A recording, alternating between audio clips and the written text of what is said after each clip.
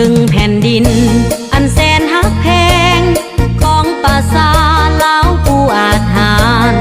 ยังมีสาวสวยงามเหลือเกินเชิญแม่เชิญอายทหารพนักงานทั่วหน้า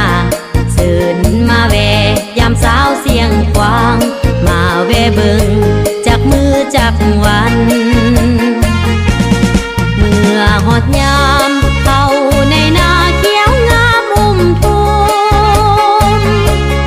ป่ามันต้นให้สาลีเขียวอุ้มทั่วโนนภูให้กะยอมว่าสาวบ้านเฮาจังแม่นเก่งแท้นาเฮ็ดนาก็ได้ไปลำเลียงก็เก่งสาวเสียงควางจิตใจพอใสดังน้ำยวนความลิ้นไหลเย็น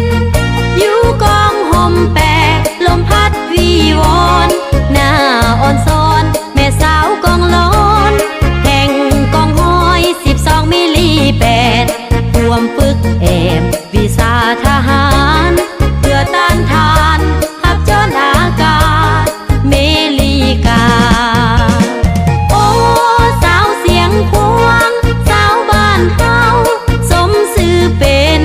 หญิงหนุ่มลาวที่ละอาจหารสมเป็นลูกหลานของประชาช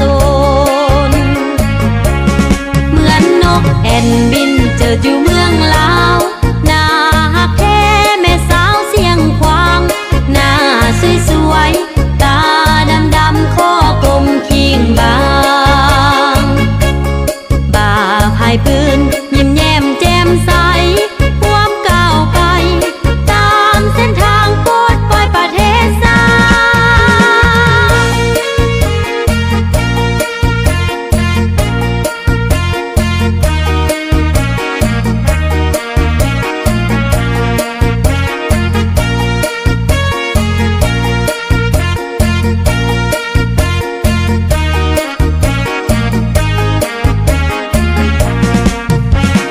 โอ้สาวเสียงควงสาวบ้านเฮาสมชื่อเป็นหญิงหนุ่มลาวที่ละอาจหารสมเป็นลูกหลานของประชาชนเหมือนนกแอ่นบินเจออยู่เมืองลาวหน้าฮักแท้แม่สาวเสียงควางหน้าสวยๆตาดำๆข้อกลมคิงบางบ่าพายปืนยิ้มแย้มแจ่มใสความก้าวไปตามเส้นทางโปรดปล่อยประเทศสา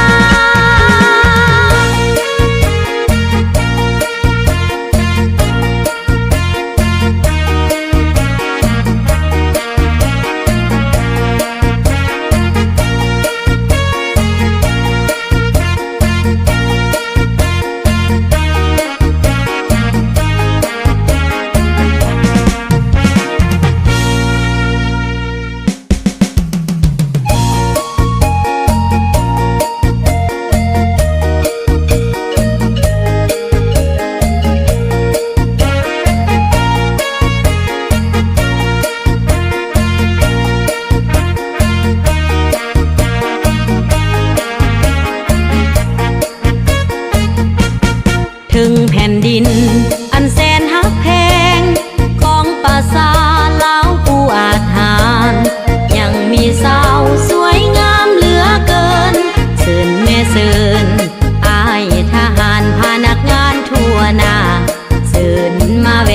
ยามสาวเสียงควางมาแวเบิ่งจากมือจากวัน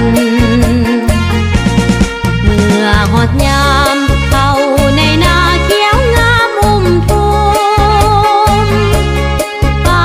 มันต้นให้สาลีเขียวอุ้มทั่วโนนภูให้กะยอมว่าสาวบ้านเฮาจังแม่นเก่งแท้นา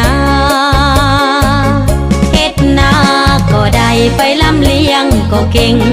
สาวเสียงควางจิตใจพอใสดังน้ำยวนความลิ้นไหลเย็นอยู่กองห่มแปกลมพัดวีวอนหน้าอ่อนซ้อนแม่สาวกองร้อน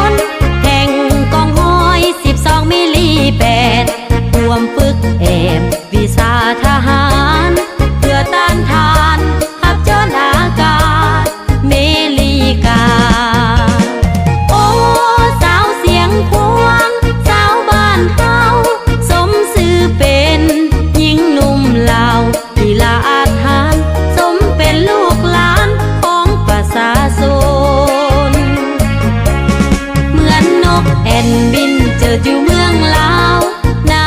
ฮักแท้แม่สาวเสียงควางหน้าสวยๆตาดำๆคอกลมเคียงบางบ่าพายปืนยิ้มแย้มแจ่มใสความก้าวไปตามเส้นทางโปรดปล่อยประเทศสา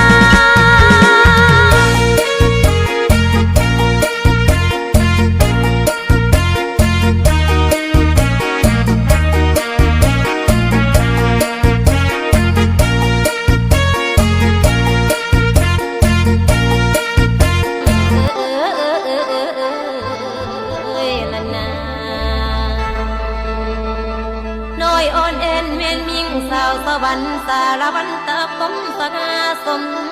ธโนอา